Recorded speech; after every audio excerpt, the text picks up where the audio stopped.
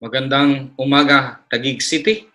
Tayo po ay nasa programang Source of Strength. At kung panggagalingan ng kalakasan ang ating pag-uusapan, saan po natin kukunin yan? Walang iba kundi sa ating Panginoong Hesukristo. Kaya wag na po tayong magpaligoy-ligoy, pag-usapan po natin ang salita ng Diyos. Mula po sa Matthew chapter 4, verse 12 and following. Now, when Jesus heard that John had been put in prison, he departed to Galilee, and leaving Nazareth, he came and dwelt in Capernaum, which is by the sea, in the region of Zebulun and Naphtali, that it might be fulfilled, which was spoken by Isaiah the prophet, saying, The land of Zebulun and the land of Naphtali, by the way of the sea, beyond the Jordan, Galilee of the Gentiles, the people who sat in darkness have seen a great light, and upon those who sat in the region and shadow of death, light has dawned.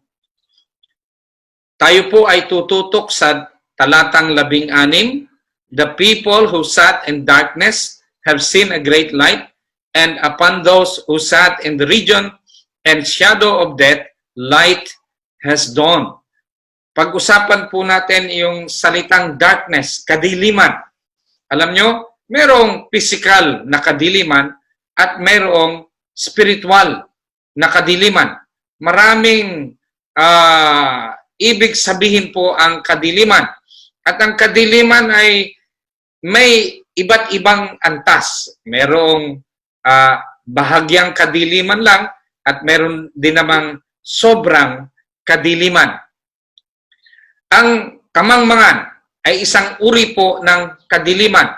Ano po ang pinag-iba ng isang taong nasa liwanag nga, pero hindi naman marunong magbasa, sa isang taong marunong ang magbasa, pero nasa kadiliman naman? Walang pinag-iba, hindi ba? Kaya ang kamangmangan ay isang uri po ng kadiliman. Kaya mga minamahal, dito po sa ating syudad, sa ating lungsod ng Taguig, napakaganda po ng programa at suporta ng ating pamahalang lungsod pagdating sa edukasyon. Kaya mga kabataan, huwag nating palagpasin ang oportunidad at pagkakataon at suporta ng ating pamahalaang lungsod. I-take advantage po natin. Mag-aral po tayo dahil ang kamangmangan ay isang uri ng kadiliman. No? Mapanganib po ang kadiliman kasi halimbawa, kung hindi ka marunong magbasa at ikaw ay iinom ng gamot, hindi mo alam kung ano yung iinumin mong gamot, basta mo na lang ininom, yun pala ay laso na. Kaya mapanganib po ang kadiliman. Ngayon, dito po sa talatang 16, meron po ritong binabanggit na dalawang uri ng kalagayan ng tao na nasa kadiliman. Una po, yung sabi sa verse 16, yung mga taong nakaupo sa kadiliman, sitting in darkness. At pangalawa, yung mga taong nakaupo sa rehiyon ng anino ng kamatayan. Magkaiba po yan. Pero mas malala do yung pangalawang kalagayan, yung nakaupo sa rehiyon ng anino ng kamatayan. Alam nyo, dahil sa pandemya ng COVID-19 na pinagdadaanan natin ngayon, ang description ng nakaupo sa kadiliman at nakaupo sa rehiyon ng anino ng kamatayan ay akmang-akma sa kalagayan ng ating bansa sa oras na ito. Ang kahirapan, ang kawalan ay isang uri ng kadiliman. Ano po? Dahil salat sa buhay, hindi makapagtrabaho, wala nang magawa, hindi alam kung ano ang gagawin. Kung ikaw ay nasa kadiliman, naandun yung confusion, naandun yung hindi mo alam kung paano ka gagalaw. At marami po ang mga tao sa panahong ito na ganyan ang kalagayan. Hindi alam kung ano ang gagawin sa buhay. No? Ay mas malala po yung nakaupo sa rehiyon ng anino ng kamatayan. Ito po yung mga taong nagpositibo na sa COVID-19. Punong-puno ng takot at pangamba. Hindi alam kung sila ay mamamatay o gagaling pa.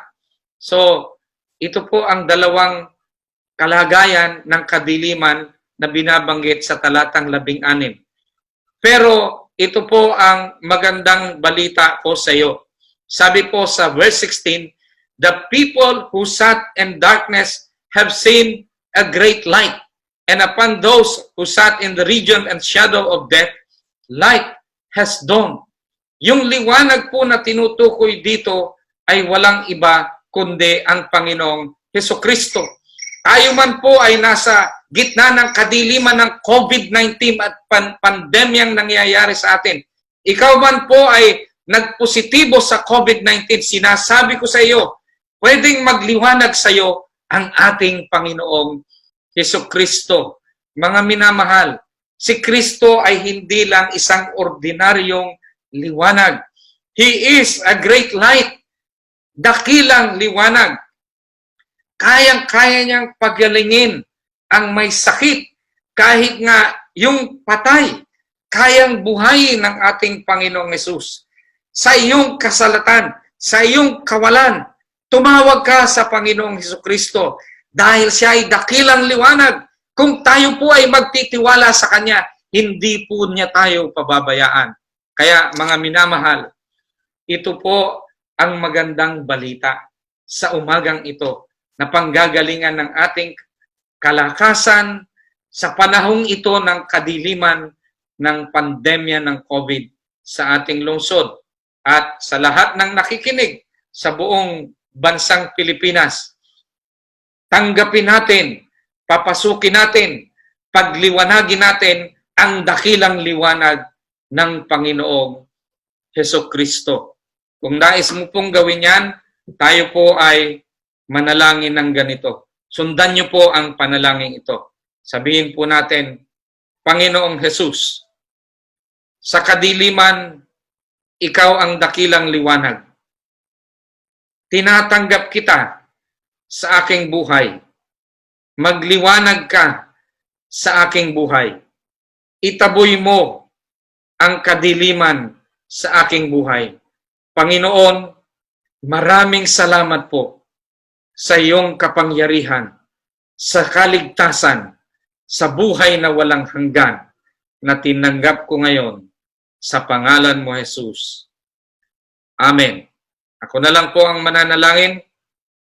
O Diyos, Panginoong Jesus, dakila ang iyong liwanag at sa pangalan mo, Jesus, aming hinihingi na ang iyong dakilang liwanag ay magliwanag sa pamahalaang lungsod ng Taguig, sa buong lungsod ng Taguig, sa buong bansang Pilipinas, sa buong mundo. Panginoon, salamat po yung mga nasa kalagayan ng positibo sa sakit ng COVID. Panginoon, sa pangalan ni Jesus kami ay nagdedeklara ng kagalingan na nagmumula sa liwanag na walang iba kundi ikaw, Panginoong Jesus.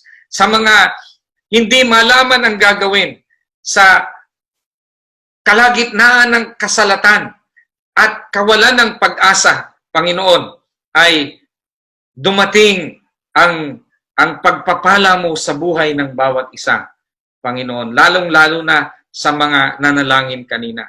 Maraming salamat po at patuloy mong ibuhos ang iyong biyaya, masaganang biyaya sa aming lungsod, sa aming Mayor Lino Cayetano, kasama ng kanyang ng aming Vice Mayor Ading Cruz at mga konsehal namin, mga barangay captain, mga kagawad, lahat ng naglilingkod sa aming pamahalaan, Panginoon.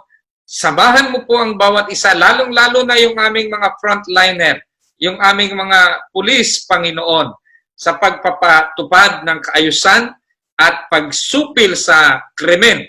at hindi magagandang ginagawa ng ilan naming mga kababayan.